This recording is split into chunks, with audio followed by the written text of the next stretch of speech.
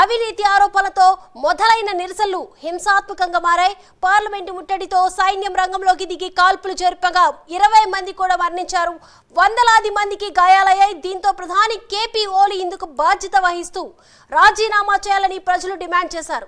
Social మీడియాపై నిషేధాన్ని ఎత్తివేయడంతో పాటు హోంమంత్రి రాజీనామా చేసినా ప్రజల నిరసనలు ఆగపోవడంతో ప్రధాని రాజీనామా చేశారు. నేపాల్లో రాజకీయ సంక్షోభం నెలకొంది. ఈ క్రమంలోనే ఓలీ దుబాయ్కు వెళ్లాలని యోచిస్తున్నట్లు కూడా తెలుస్తుంది. వైద్య చికిత్స కోసం ఆయన దుబాయ్ వెళ్తున్నారని సన్నిహిత వర్గాలు తెలిపాయి.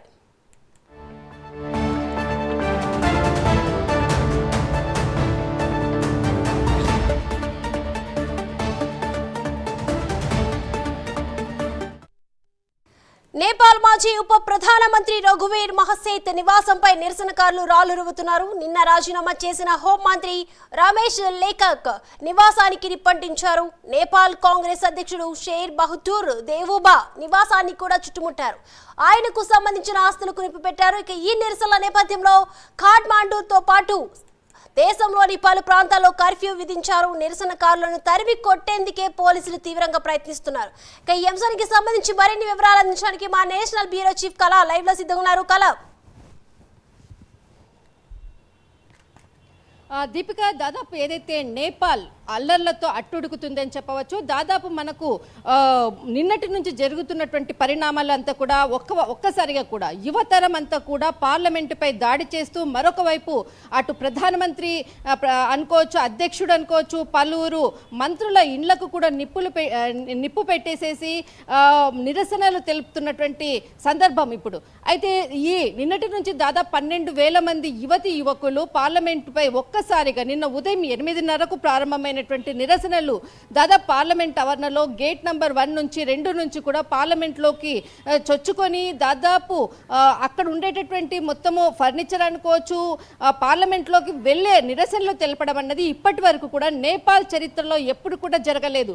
కానీ ఒక్కసారిగా నిన్న ఏదైతే సోషల్ మీడియాను స్టాప్ చేసినటువంటి సందర్భం అని చెప్పవచ్చు. అయితే దీనికి నిరసనగా యువకులందరూ కూడా రోడ్డునెక్కారు. చిన్న పిల్లలతో సహా, స్కూల్ పిల్లలతో సహా కూడా దాదాపు విద్యార్థులంతా కూడా నిరసనలు, ప్రభుత్వానికి వ్యతిరేకంగా నిరసనలు. గతంలో మనము దీని గురించి చెప్పుకున్నాము. అయితే ముఖ్యంగా నిరసనలకు సోషల్ మీడియాని నిషేధించడమే ఇక్కడ ప్రధానమైనటువంటి కారణం.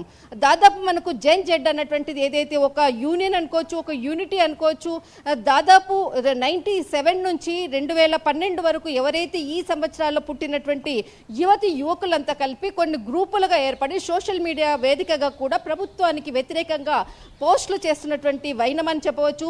దీనిని ఏదైతే వెబ్సైట్ అధికారికంగా అనుకోవచ్చు, కొంత దీనిపై గుర్తింపు వచ్చే విధంగా కూడా ఒక నివేదికలు ఇచ్చే విధంగా కూడా ప్రభుత్వం కొంత 7 రోజుల గడువు కూడా పెట్టింది. అయితే దానిని కూడా వాళ్ళు ఎన్రోల్ చేసుకోకపోవడంతో ఒక్కసారిగా ఏదైతే నిన్నటి నుంచి కూడా ఒక్కసారిగా కూడా సోషల్ మీడియాని అంతటిని కూడా చాలా మటుకు కూడా బ్యాన్ చేయడంతో ఒక్కసారిగా రోడ్డు ఎక్కినటువంటి యువకులు.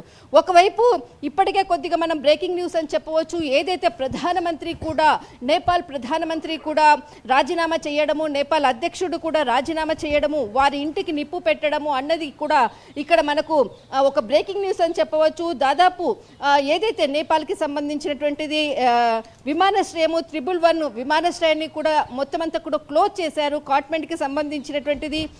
తర్వాత మాజీ హోంమంత్రి రమేష్ లేఖక్ ఇంటిని కూడా చుట్టుముట్టారు. దాదాపు మొత్తం అక్కడ ఇంటికి సంబంధించినటువంటిది నిరసనలు తెలుపుతున్నటువంటి దృశ్యాలు, అక్కడ మొత్తం చుట్టుముట్టినటువంటిది, మొత్తం అక్కడ నివాసానికి సంబంధించినటువంటి నిప్పు పెట్టినటువంటి కూడా విజువల్స్ కూడా, ఎక్స్క్లూజివ్ విజువల్స్ కూడా ఇప్పుడు ఒక బ్రేకింగ్ న్యూస్ అని చెప్పవచ్చు.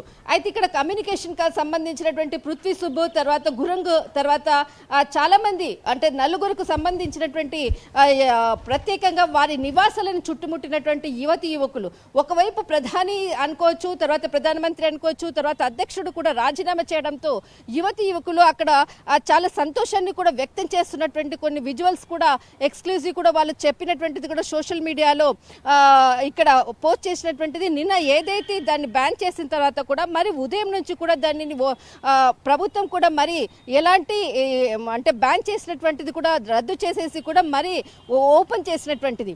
అయితే అప్పటి నుంచి కూడా అయినా కూడా నిరసనలు తెలుపుతూనే ఉన్నారు. ఒక్కసారిగా కూడా మళ్ళీ మరొకసారి వీధిన వచ్చి నిరసనలు తెలపడంతో ఉదయం నుంచి కూడా ఒక్కసారిగా ఎవరైతే మినిస్టర్స్ అనుకోవచ్చు అనేక ప్రాంతాలపై నిరసనలు తెలుపుతూ ఇండ్లను ధ్వంసం చేస్తూ నిప్పు పెట్టినటువంటి సిచ్యువేషన్ ఇప్పుడు ప్రస్తుతం ఉంది. దాదాపు బీహార్కి సంబంధించినటువంటి 7 జిల్లాలు నేపాల్కి అటాచ్డ్గా ఉండడంతో ఒక్కసారిగా ఆ ప్రాంతాలను అన్నిటిని కూడా క్లోజ్ చేశారు.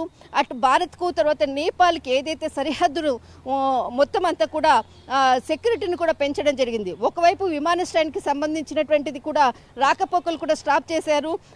ఇప్పుడు ప్రస్తుతం మాత్రం అక్కడ హోంమంత్రి రమేష్ లేఖ కూడా, తర్వాత అగ్రికల్చర్ మినిస్టర్ రామ్నాథ్ అధికారి కూడా, తర్వాత ఏదైతే హెల్త్ మినిస్టర్ ప్రదీప్ పౌడలే, తర్వాత ఇక్కడ ప్రదీప్ యాదవ్ కూడా రాజీనామా చేయడం జరిగింది. అయితే ప్రస్తుతము సాయంత్రం 6 గంటలకు ఇక్కడ అఖిలపక్ష సమావేశాన్ని ఏర్పాటు చేస్తున్నారు. ప్రధానమంత్రి ఏదైతే రాజీనామా చేశారు, ఇక్కడ ఓలీ ఆధ్వర్యంలో అఖిలపక్ష సమావేశం ఈరోజు సాయంత్రము 6 గంటలకు ఏర్పాటు చేశారు. అయితే అక్కడ రాజీనామా చేసిన తర్వాత ఇక్కడ సద్దు మనుగుతుందా అల్లర్లా అన్నది మాత్రం వెయిట్ చూడాలి. ఎందుకంటే ఇప్పుడు కూడా కంట్రోల్ తప్పినటువంటి పరిస్థితి అని చెప్పవచ్చు. ఒక్కసారిగా మనకి ఉదయం కూడా అంటే భారతీయులందరూ కూడా నేపాల్లో చాలా మంది కూడా నివసిస్తున్నారు. అటు అంటే ఎవరైతే నేపాల్లో నివసిస్తున్నటువంటి భారతీయులందరూ కూడా సురక్షితంగా ఉండాలి, ఎట్టి పరిస్థితుల్లో కూడా బయటికి రాకుండా ఉండాలని కూడా ఒక అనౌన్స్మెంట్ కూడా అలర్ట్ కూడా జారీ చేసినటువంటిది. మరొక వైపు అక్కడ నిరసనలు గంటకు ఎక్కువవుతున్న కొద్దీ చాలా మంది ఇప్పటికే కూడా 20 మంది కూడా మృతి చెందారు. దాదాపు 100 మంది కూడా క్షతగాత్రులు ఇంకా వాళ్ళు చికిత్స పొందుతూనే ఉన్నటువంటి ప్రస్తుతం ఉన్నటువంటి పరిస్థితి. దీపిక, సోషల్ మీడియాలో అయితే ఏదైతే సోషల్ మీడియాని బ్యాన్ చేయడం వల్ల కూడా అక్కడ ఆందోళనకారులు చాలా మంది ఇప్పుడు మనం చూసుకుంటే పరిస్థితి కూడా ఉద్రిక్త వాతావరణం నెలకొంది. అయితే ఈ నేపథ్యంలోనే అక్కడ ప్రధాని హెల్త్ ఇష్యూపై కూడా ఆయన దుబాయ్ వెళ్తున్నట్లు, అలాగే దానికి రాజీనామా చేయడం అంటే ఈ అల్లర్లని తగ్గించడానికి ఆయన దుబాయ్ వెళ్తున్నారా, లేకపోతే నిజంగానే హెల్త్ ఇష్యూతోనే వెళ్తున్నారని మనం అనుకోవచ్చు అంటారా కళ?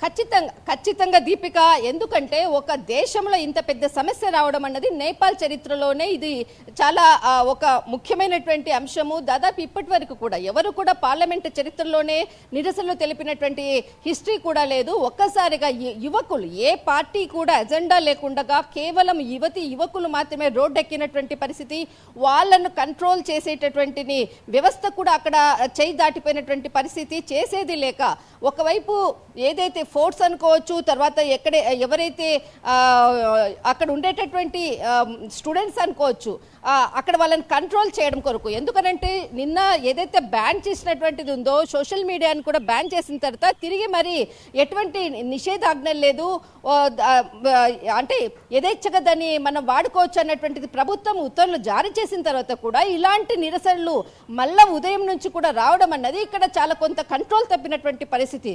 దానిని సద్దుమనగడం కొరకు, కొంత కంట్రోల్ తెప్పేయడం కొరకు ప్రభుత్వము ఒక్కసారిగా కూడా ప్రస్తుతం ఉన్నటువంటి అఖిలపక్ష సమావేశాన్ని కూడా సాయంత్రం 6 గంటలకు నిర్వహిస్తున్నారు అన్నటువంటిది ఒక కీలక సమాచారము. అయితే ముఖ్యంగా ఏదైతే అబ్రాడ్కు వెళ్తున్నారు అన్నటువంటి ఏదైతే సమాచారము మీరు చెప్తున్నారో దాన్ని బట్టి ఒకవేళ అంటే వాళ్ళు అఫీషియల్గా మనకు ఇంకా అనౌన్స్మెంట్ చేయలేదు, కానీ అఖిలపక్ష సమావేశం సాయంత్రం 6 గంటలకని ఉంది అని చెప్పారు. దీన్ని బట్టి అంటే ఎవరు ఈ సమావేశంలో పాల్గొంటున్నారు, ఎవరు అబ్రాడ్కు వెళ్ళిపోతున్నారు అన్నటువంటిది ఇంకా కొంత కీలకంగా సమాచారం రావాల్సి ఉంది. ప్రస్తుతానికి మాత్రం 6 గంటలకు మాత్రము కంట్రోల్ అంటే నేపాల్ మొత్తం అంతా కూడా అన్ని ప్రాంతాలను కంట్రోల్లో తీసుకునే విధంగా ఒక అఖిలపక్ష సమావేశం అనుకోవచ్చు. సైన్యం అంతా కూడా మొత్తం అంతా కూడా తన ఆధీనంలోకి తీసుకునేటటువంటి అవకాశం కూడా ఉంది ప్రస్తుతం. దీపిక, సో మొత్తానికి ఏదైతే 2 రోజుల నుంచి కూడా ఈ నిరసనకారులు ఆందోళన చేపడుతూనే ఉన్నారు, ఎంతో నష్టం అయితే అక్కడ జరుగుతుంది. కానీ ఈరోజు మళ్ళా ఈ నిరసనకారులు మళ్ళా అంటే యువత అసలు దేని దృష్టిలో పెట్టుకొని మళ్ళా హింసని కొనసాగిస్తున్నారు అనుకోవచ్చు అంటారు కళ? అంటే ఒకటి అక్కడ అవినీతి జరుగుతున్న వాళ్ళని వదిలేస్తున్నారు తప్ప ఈ సోషల్ మీడియా గురించి ఎందుకు ఇట్లాంటి చేయడము అనేది కూడా ఒక వాదన వినిపిస్తుంది. సో అసలు యువత ఏమంటున్నారు? ముఖ్యంగా ఈ ఏదైతే గొడవలకి కారణమో అక్కడ ఉండేటువంటి యువతి యువకులు దాదాపు మనకు 97 నుంచి 12 అంటే 2012 వరకు ఎవరైతే పుట్టినటువంటి ఆ సంవత్సరాల పుట్టినటువంటి బర్త్ అయినటువంటి వాళ్ళంతా కూడా ఒక జెడెన్ అన్నటువంటి ఒక యూనియన్ లాంటిది, ఒక యూత్ సంబంధించినటువంటిది సోషల్ మీడియా వేదికగా వాళ్ళంతా కూడా చాలా యాక్టివ్గా ఉండేటటువంటి స్టూడెంట్స్. అయితే వాళ్ళు ఏదైతే ప్రస్తుతం ఉన్నటువంటి ధనవంతులది ఒక విలాసవంతమైనటువంటి జీవితము, ఒక నార్మల్ యొక్క పేద వాళ్ళ జీవితం ఎలా ఉంటుంది అన్నటువంటిది కొంత కంపేర్ చేస్తూ గత కొన్ని నెలలుగా కూడా ఒక విజువలైజేషన్స్ని ఎప్పటికప్పుడు కూడా ప్రభుత్వానికి వ్యతిరేకంగా కూడా సోషల్ మీడియా వేదికగా కూడా పోస్ట్ చేస్తున్నటువంటి వైనం. దీనిని ప్రభుత్వం ఎప్పటికప్పుడు కూడా వాళ్ళని కంట్రోల్ చేయాలనేది చూసింది. కానీ ఇప్పటి వరకు కూడా ఆ కంట్రోల్ చేయలేక లాస్ట్కి చివరికి ఎవరైతే సోషల్ మీడియాలో పోస్ట్ చేస్తున్నారో వాళ్ళందరూ కూడా ఖచ్చితంగా నేపాల్లో ఖచ్చితంగా ఒక ఎన్రోల్ చేసుకునే విధంగా కూడా వాళ్ళకి సోషల్ మీడియా వేదికగా ఎన్రోల్ చేసుకునే విధంగా కూడా చెప్పడం అన్నది కూడా ఒక దాదాపు ఒక 7 రోజులకు గడువు ఇవ్వడం అన్నది ఇక్కడ చాలా కీలకం. కానీ ఆ 7 రోజుల్లో కూడా యువత వాళ్ళంతా కూడా ఏది కూడా ఎన్రోల్ చేసుకోకపోవడము, ఆ తర్వాత దాని మీద అంటే ప్రభుత్వం కూడా దాన్ని బ్యాన్ చేయడంతో ఒక్కసారిగా కూడా రోడ్డు ఎక్కినటువంటిది. ఇక్కడ ప్రభుత్వానికి వ్యతిరేకంగా జరుగుతున్నటువంటి కార్యకలాపాలు అనుకోవచ్చు. ప్రభుత్వము ఎప్పటికప్పుడు కూడా ఈ యువతి యువకులంతా కూడా ఎప్పటికప్పుడు కూడా ప్రభుత్వాన్ని విమర్శిస్తున్నటువంటిది చాలా కీలకంగా ప్రభుత్వం మీదనే కామెంట్ చేయడం అంటే కూడా అక్కడ ప్రభుత్వం కూడా దాన్ని ఎదుర్కోలేక చివరికి రాజీనామా పర్వమే ఒక దిక్కన్నట్లుగా రాజీనామా చేసినటువంటి ప్రస్తుతం ఉన్నటువంటి పరిస్థితి అని చెప్పవచ్చు. దీపిక. రైట్, థ్యాంక్ యూ కళ.